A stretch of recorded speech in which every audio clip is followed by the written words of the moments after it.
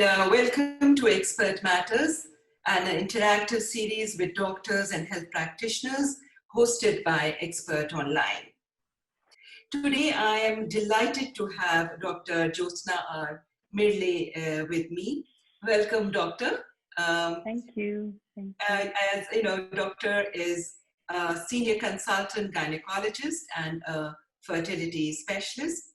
She is going to help us decode the subject of fertility and conception, a subject which concerns many of us, but we hesitate in talking openly about it. And as a result, we feel more anxious and much more confused about the whole subject. So, of course, we are very happy to have you, Dr. Jyotsna, who has been practicing in Bangalore since 30 years. She specializes in the treatment of infertility and has enjoyed considerable success in this field. Each patient deserves a unique approach, and the power of communication is never to be underestimated. These are the mantras that doctor believes in. And I'm sure all of us will have a lot of questions for you. All those who have joined in can ask the questions and she will be able to answer you at the end of the discussion. So doctor, I think let's just jump into the whole discussion as such. So the first thing which comes to everyone's mind is as to what is the right age to go ahead and get pregnant? And is it that the fertility goes down with age? And if so, why? Yes, I think it's, if you look at scientific facts and also with common sense, it's easy to understand that the human body ages from without and within. So just as a woman ages physically, her ovaries and the eggs within it also age. So when eggs age, what we mean is that the genetic content inside the egg may start becoming more fragile, and hence the egg may not get fertilized, which means it gets difficult to conceive, or the risk of abnormal children starts becoming more. So if you look at it from this point of view, it's supposed to be considered, it's considered best if a woman can get pregnant before she turns 35. Now, we should understand that these are all, facts that have been laid out for us. And it is sometimes difficult to follow these facts to the last letter. And we do need to look at it from the point of view that we are now today in the world with the kind of lives women are leading. And I guess sometimes we do need to rewrite all these theories that we have been referring to all in the past. Yeah, because the main thing which comes up for young women now is that we are all working and they want to do well in their career, but then the biological clock, as they say, is ticking on. Yeah. So it's very difficult to decide what is the right time. Can you help our viewers by throwing some light about it as to how to decide and how to have a kind of a balance where they can be successful in their careers, but also have a family? Okay, so it's difficult to have the best of both, and everybody knows this.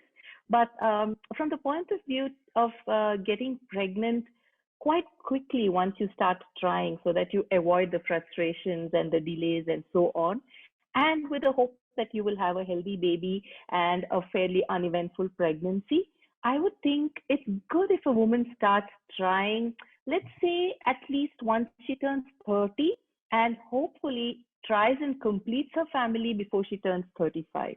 This would, I think, be an ideal window of age that will afford her the best chances to have a healthy baby and a kind of a healthy pregnancy.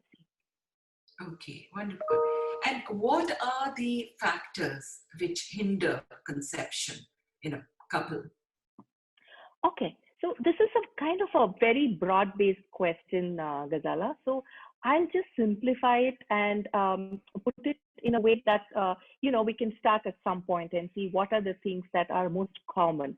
I would say when a couple starts trying, we're now talking about a couple who's in and probably married for over 2 or 3 years. When such a couple starts trying finally to get pregnant, there is a kind of a stress that develops in their mind, and there is a myth in their mind that this should happen as quickly as they want it. And everything in life for most people, young people today, is kind of a goal oriented thing. So you work hard and then you get the promotion, and you get your loan and you buy a home. Yeah. And here, finally, they are confronting a reality for which they don't have an answer.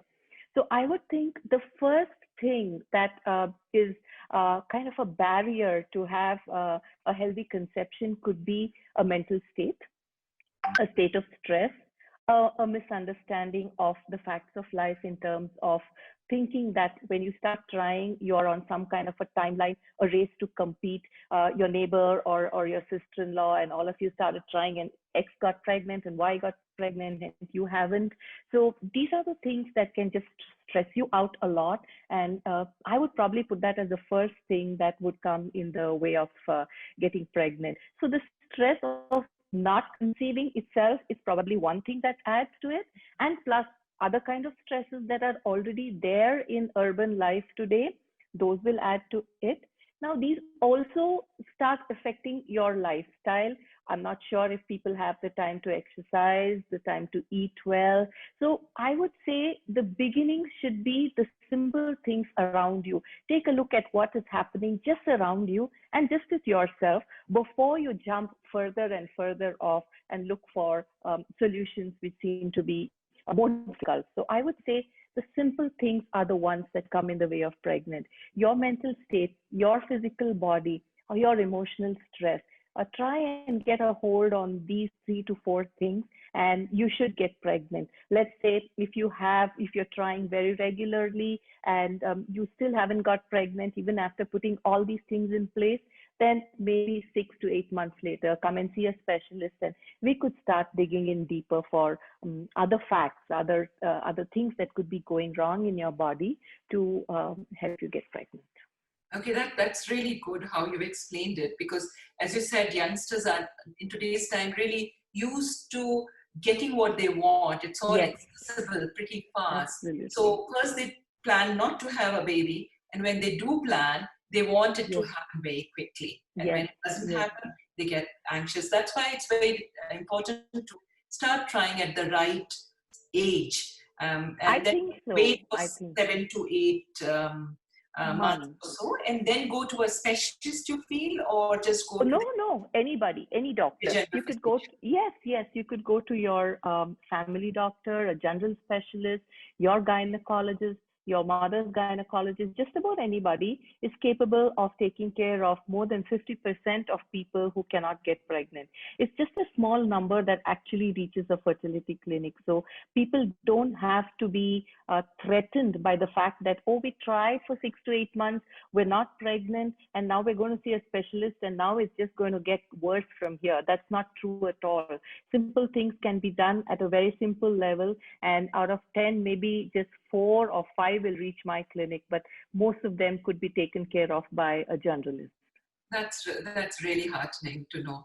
And Yes, thing is that once, if someone reaches that stage and they want to get in touch with an expert, naturally they are again very, as you mentioned, yes, anxious and yes. stressed out that they are going for the first time to a specialist. So it'd be really helpful if you tell us as to what happens in the first preliminary consultation. Does it involve embarrassing tests? Is it a long consultation? Is it painful? These are the kind of questions which people I will agree. have in their mind. So Yes. tell us, yeah. So, yes. So, that I've had when couples walk in is just the and anxiety on their faces, the fear of going through some painful tests right then and right there. So what I'd like to say is the first consultation is just something to get to know more about the person. And I like to spend as much time as possible in the first consultation. So I like to tell the couple to give me 45 minutes where they would be giving me a complete history of not just what's been happening in terms of, trying to get pregnant, but a background of everything that's happened in their life that could have changed. Sometimes it's simple things like the woman probably has gained 10 kgs in the past 8 months, and then she doesn't know it until we start asking deeper questions, and that could be the reason for something not going quite right inside of her body to help her to get pregnant. So the first consultation is just a lot of fact finding, making notes, and then discussing with the patients what are the kind of things that we could do once we have some test results, and coming to a kind of consensus as to how much are we likely to go further, in what comfort zone would the patient be in, and we go according to that. I don't think that a doctor today is in a kind of a dictatorial situation where we can say, okay, you're so and so age now and you tried so and so, so this is what you have to do. It really doesn't work like that. And couples need to understand that we reassure them a lot and we go according to what they feel comfortable with.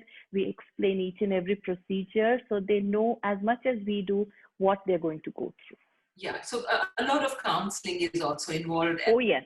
And as I was mentioning, whatever interaction I've had with you, you've been so easygoing, and one can trust you, talk to you openly. So that's a great Thank quality in a person Thank who's you. in fertility or fertility specialist as Thank such. you. You did Thank talk you. about stress, and you did talk about weight gain for the female. Yes. But what are the most common reasons, the other reasons for infertility as such?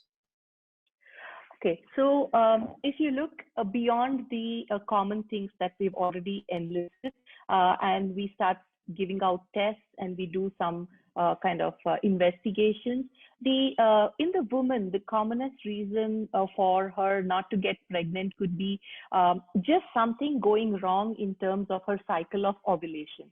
A woman needs to release an egg every month, and a lot of things can come in the way of release of an egg. It could be, like we said, emotional factors, weight gain, hormonal problems, a thyroid condition. Any of these things can cause a problem with egg release. So from the woman's side, it could be something to do with an egg release. It could be some kind of an old infection she has, which has blocked the fallopian tube. She could be having some kind of an infection or a tumor in her uterus, like a fibroid or a polyp. Any of these things can come in the way of a conception. And as far as the man goes, obesity in men is also very much on the rise. If you look at couples who come in, I find that the number of men who are obese today are much, much more than what they were when I started practice. So obesity in men is, again, a big reason for poor sperm performance.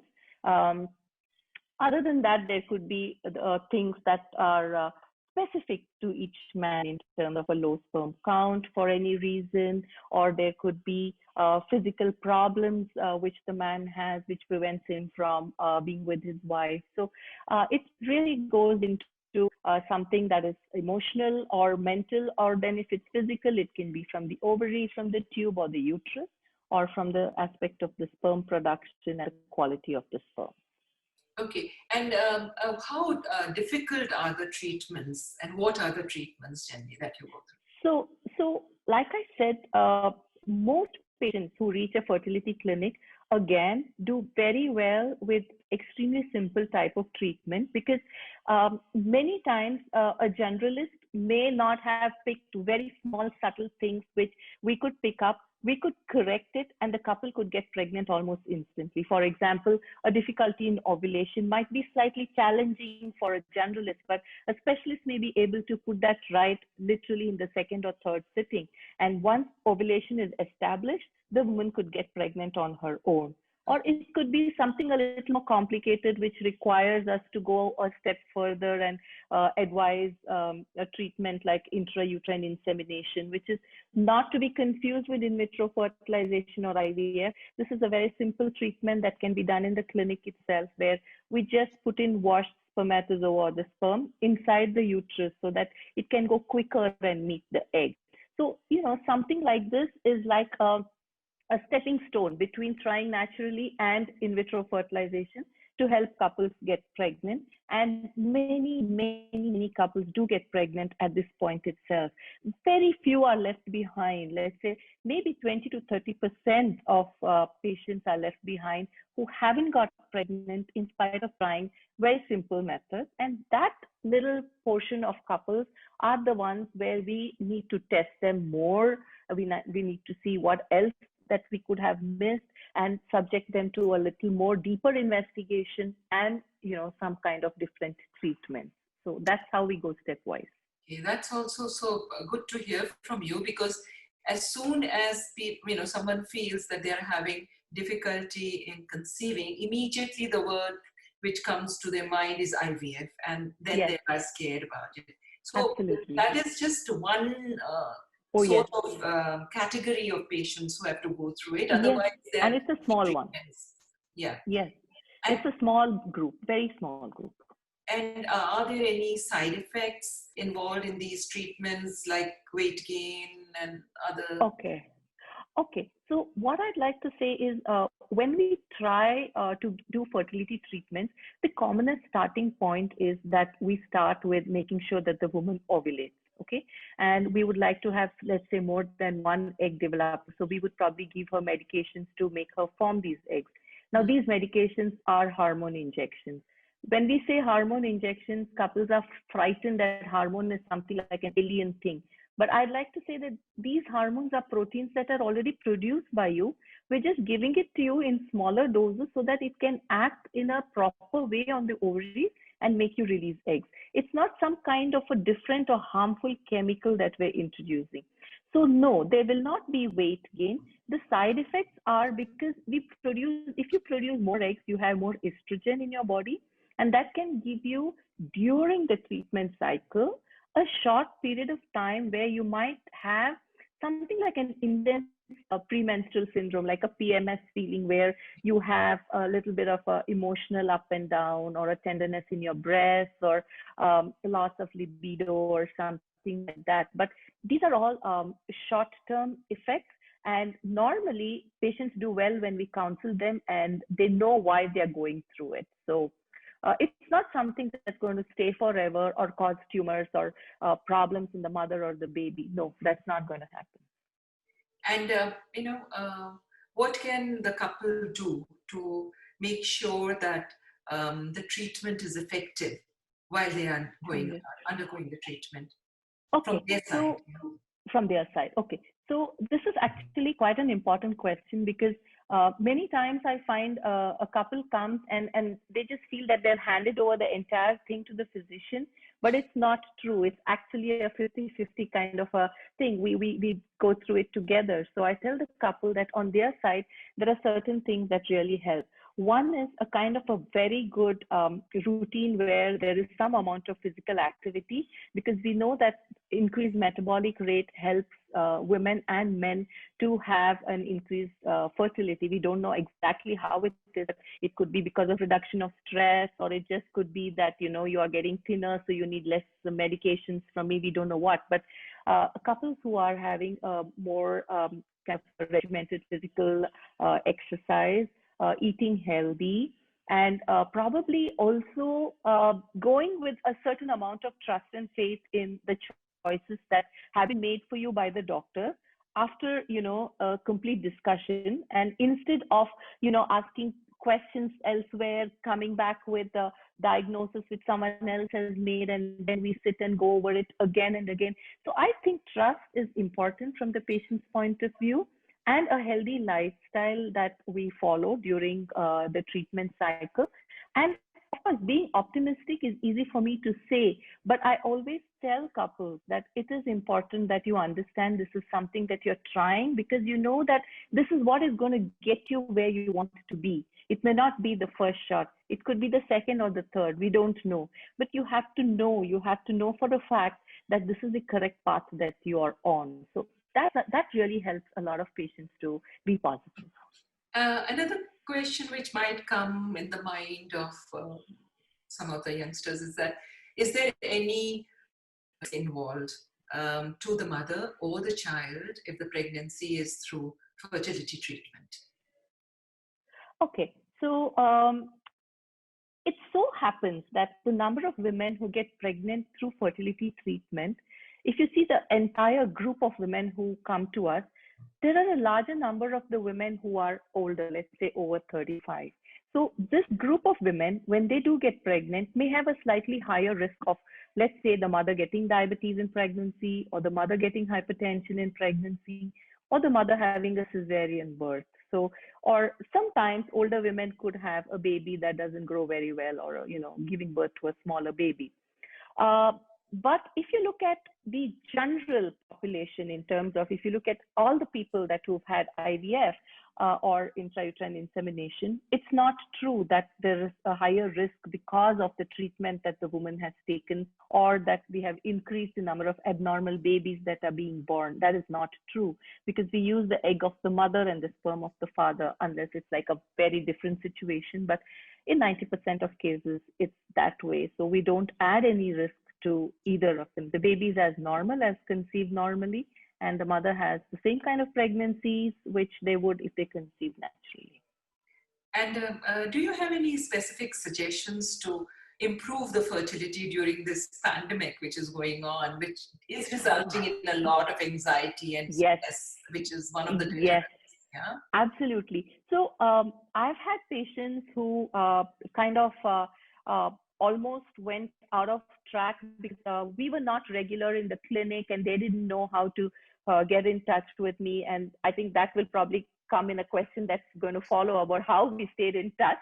But to put it briefly, the thing that I told everybody that who consulted me online and who came to my chambers, the thing that I told them all is that this is a good time to try and see what is going to work for you guys between the two of you, in terms of you could put in more time to be together, because it might sound strange when I tell you this, but couples who come for fertility treatment may also be the couples who haven't been having very regular physical contact.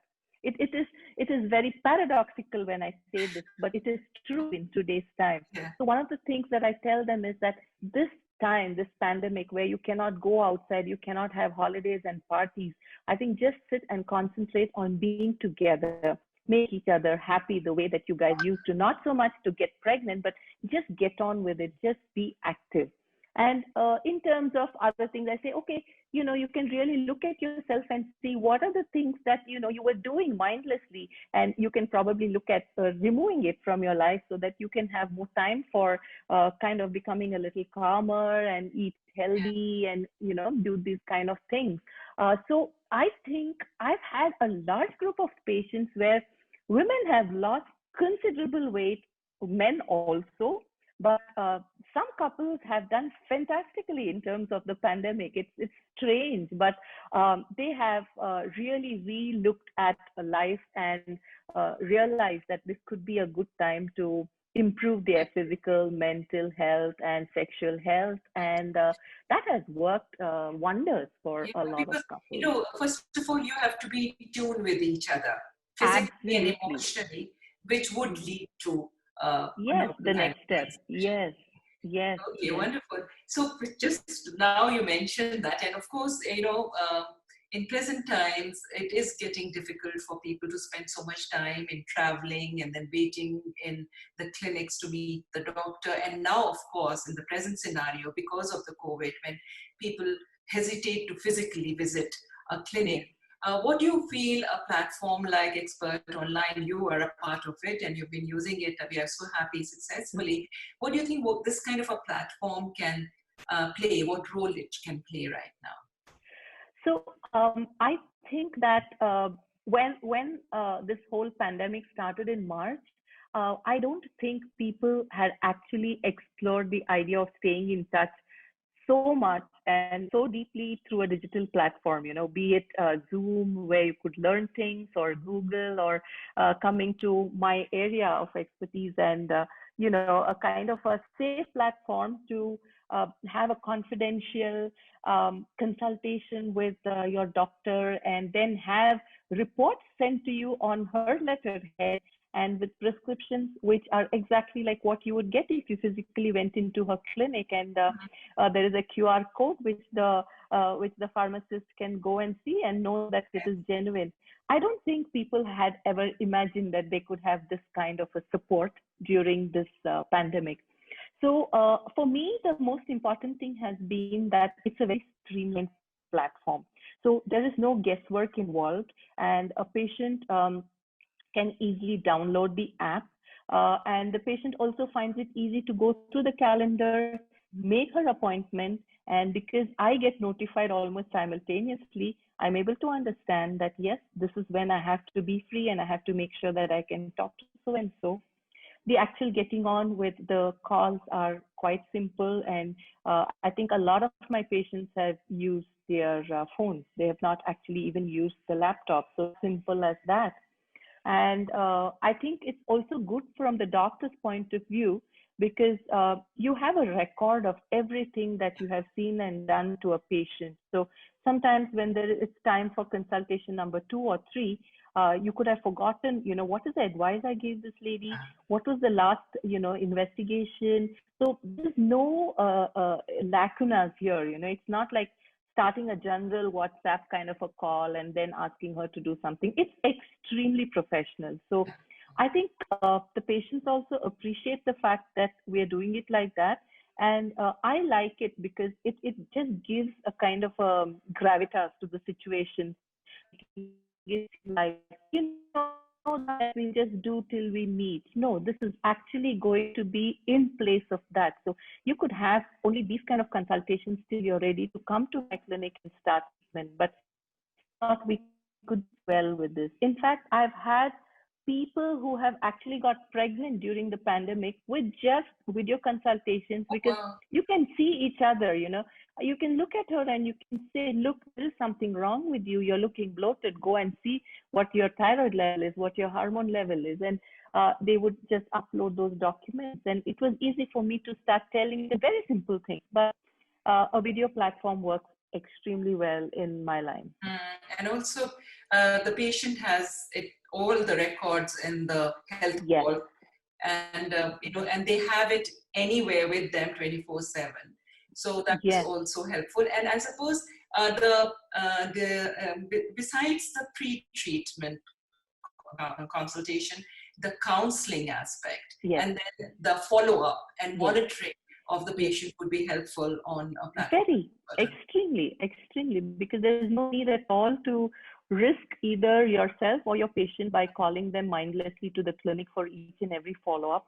With things that we can do on application like yours, the number of visits are much reduced to the clinic. And I don't think patients feel that it's in any way inferior to consultation with me in the chamber. Much more convenient, yeah. Oh yes, definitely. Doctor, I suppose people also would be wondering that the infertility treatment, is it very expensive? Is it painful? Does it involve surgery? Okay. So to start off, I think fertility treatment, the cost would, it's a huge range. So you could start by spending next to nothing if it's just in terms of putting things right, in terms of some type of imbalance, and you just need to take something for a few months and then you get pregnant, fine. That's not going to cost you much money. If things don't fall into place and you require actual treatment like an insemination cycle or an in vitro cycle, yes, that could cost you money. And the problem is that in India, fertility treatment is not covered by your insurance. And since fertility treatment is one of those things where you might not get pregnant in the first cycle, So you might need several cycles. So it does set you back a little bit in terms of the money that you're going to spend. So I normally tell patients that when you come and when you ask me how much it's going to cost you, I tell them keep aside something for 2 or 3 attempts, because that might take you that much. I can just quote for one cycle and you just go out feeling happy, but that's not going to get you there. So it is a cumulative expense. I'm not going to lie here and say that it's a small sum. Yes, it's expensive, and yes, it's something that you'll have to sit down and look at and understand whether you want to spend that money, whether you feel that it's really worth it. And we are very transparent about why is it expensive, because treatments are expensive, the technology, the machines that are there behind the scenes are expensive, and the people who are qualified to do those things are highly trained, and there are not tons of them. So there are few good hands, and hence that kind of cost gets passed over to the patient. In terms of surgery, no, fertility treatment doesn't involve surgery.